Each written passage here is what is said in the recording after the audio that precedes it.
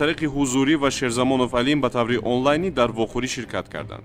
дар рафти нишасти мазкур номбурдагон нақшаи гирдиҳамоиро дар Хоруғ ва Рӯшон бо ҷалби аъзоёни гурӯҳҳои муташаккили ҷиноятӣ тарҳрезӣ намуданд. барои маблағгузории бетартибиҳо аз тарафи Алим Шерзамонов маблағи калони пулӣ ваъда дода шуд. События в Бадахшане постоянно отслеживаю и распространяю в соцсетях. О событиях последних дней в Хороге и Рушане также в курсе, так как изначально знала об этих планах и была организатором. Но сейчас очень сожалею. Об организации протестных шествий в Хороге и Рушане была достигнута договоренность еще 26 марта 2022 года при встрече с Бохером. На этой встрече, кроме меня, также участвовал и Халбаш. Она состоялась в частной гостинице у Джони в Пархороге. Идея организации протеста принадлежала Алиму Шерзамонову. Улфат хонум қатъи азиз даромадам ва Улфат хонум синемо нигоҳ карда гуфт ки шумо ҳеч чӣ накарда истодаед. дар ҷавоб Маҳмад Боқир гуфт ки мо ҳама кора мекунем, мардума ҷамъ мекунем ва митингҳоамонро давом медиҳем. 26 марти соли 2022 тахминан соатҳои 1-2 рӯз Маҳмад Боқир бо шариконаш омаданд ва ба назди Холбашов баромаданд ба меҳмонхона. Собиқ оилаи Холбаш Улфатхони Мамачоев ба назди мо омад. Ман ӯро дидам ва ӯ аз Холбаш пурсон шуд ки ӯ дар куҷост. дар ҷавоб ман гуфтам ки ӯ бо Маҳмад Боқиров дар боло дар меҳмонхона яъне суҳбат карда истодааст. ман бо ҳамроҳии Улфатхоним ба пеши онҳо рафтем. вақте ки ба меҳмонхона даромадем, Холбашов бо ҳамроҳии Маҳмад Боқиров нишаста суҳбат доштанд. қаблан аз тарафи Алим Шерзамонов ба воситаи Улфатхони Мамачоева $13,000 амрикоӣ, $7,000 барои гурӯҳҳои муташаккили ҷиноятии Хоруғ ва $6,000 барои гурӯҳҳои муташаккили ҷиноятии Рӯшон ба Маҳмад Боқир ва Холбашов ҷиҳати омодасозии заминаи бетартибиҳо дода шуда буд. дар рафти нишаст масъули ташкил намудани бетартибиҳо дар Рӯшон Холбашов ва дар шаҳри Хоруғ Маҳмад Боқиров таъин гардиданд. ҳамчун идеологи асосии ин гурӯҳҳо Маҳмадшоев ва Улфатхонӣ масъулияти ҳамоҳангсоз, таблиғгар, роҳнамоию иртиботи ҷинояткорон, алоқа бо хадамоти махсуси хориҷӣ, инчунин назорати фаъолияти мақомоти ҳифзи ҳуқуқ, таҳррезӣ ва амалисозии ҳар гуна моҷароҳоро алайҳи ин мақомот ва сабти видеоии ҷараёни ин ҳодисаҳоро ба зимма гирифт. Как раз на этой нашей встрече 26 марта Шерзамонов позвонил Бохеру по интернет-связи и попросил его вывести людей на протестные акции. Халбаша назначил ответственным по Рушану, а на меня была возложена задача об освещении всех событий.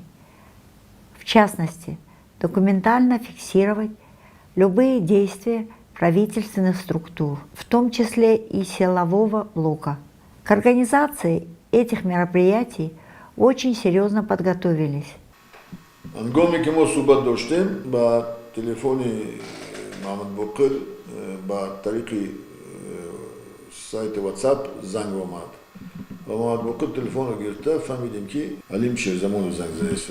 суҳбат карда аҳволпурсӣ кардан ва дар вақти аҳволпурсӣ кардан пурсид ки кай шумо метавонед мардумро ба тазаввурот ҷамъ кардан ва Маҳмад Боқир гуфт ки ман метавонам мардуми пир то ҷавони Хоруғ боло ва маҳаллои Хоруғро бардошта ба тазаввурот баранд. баъд қатъи мана гап зад, аввал пурсӣ кард, баъд масъалаи Рӯшон пурсид, ҷавонои Рӯшон чӣ хелан тайёранд ҳастанд, мехезанд. ман гуфтам ки ҷавонои Рӯшон дар Рӯшон тайёранд мавҷуда, метавонанд Хоруғ омадан ки вай пурсид, ман гуфтам ҷавоб надода. Маҳмад Боқир гуфт ки ҷавонои Рӯшон Хоруғ набиёнд, дар Рӯшон бишинанд. вақте мо дар Хоруғ тазаввуротро сар кардем, бачаҳои Рӯшон дар Рӯшон тазаввурот кунанд. дар ин занҷираи ҷиноят нақши Маҳмадшоев ва Улфатхоним ҳамчун ташкилотчию ҳамоҳангсози ин бетартибиҳо хеле бузург аст. номбурда бо доштани маълумоти олӣ аслан як зани нодон нест, аммо ҳирси ҷоҳу мол ва сарватуро ба пайроҳае овардан ки манфиати худро аз ҳаёту осудагии ҳамдиёрон боло гузошт ва бо тақдири садҳои ҷавонони бадахшонӣ бозии фоҷиаборашро оғоз кард. ва ба сифати роҳбари ташкилоти ғайриҳукуматии номуз ва инсоф бо як қатор ташкилотҳои шубҳаноки хориҷӣ робита барқарор мекунад ва ба ивази маълумотҳои гуногуни бар зарари манфиатҳои миллӣ равона шуда маблағи зиёдеро дарёфт мекард. чунончи иртиботи зичи улфатхонии Мамадшоева бо ташкилоти Интерньюз Нетворк ва созмонҳои дигари марбут ба хадамоти махсуси хориҷӣ ошкор шудааст. соли 2020 барои лоиҳаи моҷароҷӯёнаи ҷалби аҳолӣ ба воситаҳои ахбори омма $5000 Иёлоти Муттаҳидаи Амрико ва соли 2022 барои дар ҳудуди вилояти Мухтори Кӯҳистони Бадахшон татбиқ кардани лоиҳаи иғвоангези озодии дин ва таҳаммулпазирӣ аз ҳамин ташкилот $5000 амрикоӣ гирифта буд. 15 марти соли 2022 Мамадшоева Улфатхоним дар тарафхонаи Сегафредаи шаҳри Душанбе бо ду нафар кормандони сафоратхонаи яке аз кишварҳои ғарб ки ба хадамоти махсуси ин кишвар тааллуқ доштанд мулоқот менамояд. Мы знали, что события в Бадахшане тщательным образом отслеживаются со стороны заинтересованных иностранных государств и международных организаций, которые раньше поддерживали нас. Например, 15 марта 2022 года я была приглашена на встречу со стороны дипломатов одного из западных стран. Встреча прошла в кафе Сегафреда в центре города Душанбе. С собой я взяла Раимджонову Шифу, которая также присутствовала на нашей встрече как переводчик. Наша беседа продолжалась 40-45 минут. За это время мы обсудили разные темы и проблемы, но в основном дипломаты интересовались политикой Китая в Таджикистане, совместном военном объекте Китая и Таджикистана в Мургаби, а также попросили меня о создании коалиции общественных организаций в Бадахшане и выразили готовность всесторонне финансировать. بعد از چند الفت خونیم با ما زنگ زد که گفت ما یک وخوری داریم با نمایندگان تشکیلات خارجی و بعد در یکی از رستوران‌های شهر دوشنبه سگافریدو در اونجا من اول رفتم. اونجا دو مرد شش بودند خارجیان که پیش من اونها رو نمیدیدم و نمیشناسم و ششتم با اونها شناسایی پیدا نبودم و بعد 10 دقیقه تقریبا الفتخانی ممدشویeva نیز در اونجا حضور داشت. یکی از سوالهایی که نمایندگان تشکیلات خارجی از ما پرسیدن گفتن که آیا اون حادثه‌ای که در قزاقستان رخ داد امکانیت با دست ما تشکیل نمودن اون در توجیکستان یعنی که در بدخشان وجود دارد یا نه. бинобар сабаби идома доштани тафтишот аз овардани номунасаби дипломатҳои хориҷӣ худдорӣ карда мешавад. Ранее в рамках своей общественной организации я получала денежные гранты от зарубежных иностранных источников. За последние 5 лет в рамках различных проектов я получала более 400 тысяч сомони. ғайр аз ин, Мамадшоева тавассути мессенҷерҳо ва шабакаҳои иҷтимоӣ бо Алим Шерзамонов робитаи доимӣ дошт. шояд ӯ дарк намекард ки Алим Шерзамонов дар асл тавсеяю супоришҳои саркардаҳои фирории ташкилоти террористии ҳизби наҳзати исломиро барои ноором кардани вазъияти ҷамъияти сиёсӣ дар вилояти Мухтори Кӯҳистони Бадахшон дода истодааст. барои иҷрои ин вазифаҳо Улфатхонум дар байни ҷавонони ноогоҳ ва аъзоёни гурӯҳҳои ҷинояткор ба иғвогарӣ, барангехтани кина ва адовати маҳалгароӣ, даъват ба бетартибиҳо машғул буд. маҳз як ҳафта пас аз бозгашти Улфатхонии Мамадшоева ба шаҳри Душанбе, митинги ғайриқонунии 14 май дар маҳаллаи Хоруғи Боло ба вуқӯъ пайваст. аз моҳи июли соли 2021 Улфатхонии Мамадшоева бо шаҳрванди хориҷӣ бо лақаби Али Грачов робита барқарор карда, бар ивази маблағҳои муайяни пулӣ ба ӯ чандин иттилооти дорои хусусияти махфиро, ки ба зарари Тоҷикистон равона шуда буданд, додааст. зимни тафтишоти пешакӣ маълум гардид ки Али Грачов корманди муайяншудаи хадамоти махсуси яке аз кишварҳои ғарбӣ мебошад. номбурда бо Мамадшоева тавассути интернет аз мавқеи яке аз кишварҳои Скандинавия алоқа дошт. Кроме того, у меня было сотрудничество с отдельными иностранными гражданами, которые за денежные вознаграждения получали различного рода информацию о происходящих политических событиях в Таджикистане, о ситуации на границе с Кыргызстаном и Афганистаном, о численности, силах и средствах пограничных войск в приграничных районах с Афганистаном, о численности спецподразделения Альфа ГКМБ и МВД РТ на границе, а также и другие темы. За каждую предоставленную информацию получала денежное вознаграждение в размере 100 американских долларов.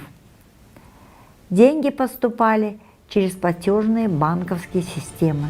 умуман дар давоми 5 соли охир ба суратҳисоби Мамадшоева Улфат хонум барои маълумотҳои ба созмонҳои махсуси хориҷии кишварҳои ғарб додааш 400 000 сомонӣ бо асъори хориҷӣ ворид гардидааст ва ин маблағҳо барои омодасозии заминаи бетартибиҳо дар Хорug'у Рӯшон, инчунин иғвоангезии иттилоотӣ, тарғиботи ақидаҳои зидди миллӣ равона шуданд.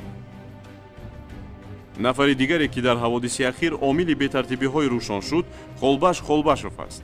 номбурда ҳанӯз дар нооромиҳои солҳои 90-уми асри гузашта даст дошта ҷиноёти зиёде содир намуда буд. баъди имзои созишномаи сулҳ ва ризояти миллӣ авф гардида ба ҳайси афсар дар нирӯҳои марзбонӣ пазируфта мешавад ва то рутбаи генералӣ мерасад.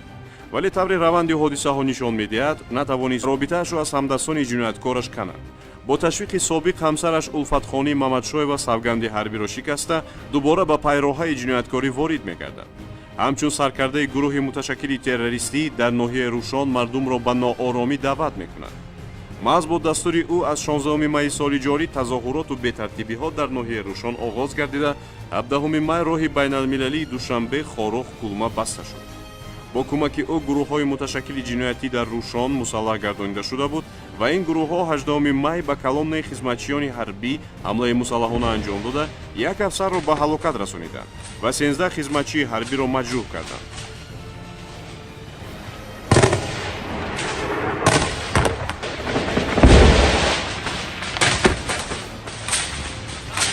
Холбашов Холбаш шахсан сокинони ноҳияро талқину талаб мекард ки ба тазоҳуроти бемуҳлат бароянд, бар зидди мақомоти давлатӣ баромад намоянд.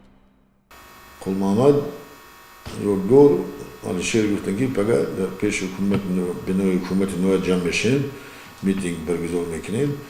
Ман гуфтам шумо биред ва ё фароқим ва омадан, гуфтам ман гап сипас задам қатишон ва ё гуфтан ки мо мехоҳем мақсад дорем пеши ҳукумат митинг кунем. тазоҳуротое ки аз саҳнаи 14 то 18 дар шаҳри ноҳияи Рӯшон сар задан, тибқи ҳамон нақша буд. фитнаи хиёнаткорон зуд шикаст, зеро он ба зидди манфиатҳои давлатдории миллӣ ва миллати тоҷик буд. имрӯз онҳо аз кардаи худ пушаймонанду ангушти надомат мегазанд. Думаю, что я поступила неправильно и ошиблась. Прошу прощения у жителей Хорога, Рушана, а также Рушкалы, потому что мы стали основными виновниками всех бед и трагедий на Памире. Мы разрушили десятки судеб молодых и перспективных ребят. Прошу простить меня. дар охир ман ҳамеро қайд карданем ки махсусан мардуми Бадахшон ҳамеро фикр накунанд ки ин навор дар зери фишор гирифта шуд. ягон фишор набуд, ягон таъқир набуд. ин ҳаман суханои ман ҳастанд. мехоҳам ки бишнаванд ки хеле корҳои номатлуб дигар такрор нашаванд, мардум осоишта зиндагишон накунанд. аз соли 2012 ба ҳамин ноҳоромии шаҳри Хорugh, ноҳияи Рӯшон, Шуғнон ва Рошқала ман даст дорам. ман аз кирдорҳои худ пушаймонам. аз сокинони ноҳияи Рӯшон, Рошқала ва шаҳри Хорugh бахшиш мепурсам, чунки ман сабабгори маҳбасӣ ва наркоман шудани ҷавонон гардидам. бадбахтии ҷавонон ман ҳастам, чунки ман ҷавононро барои митинг ва бастани роҳҳои байналмилалӣ даъват намудам. аммо пушаймонӣ суд надорад. ҳар касе ки ба ватану миллати худ хиёнат мекунад, ҷазои ӯ нобахшиданист.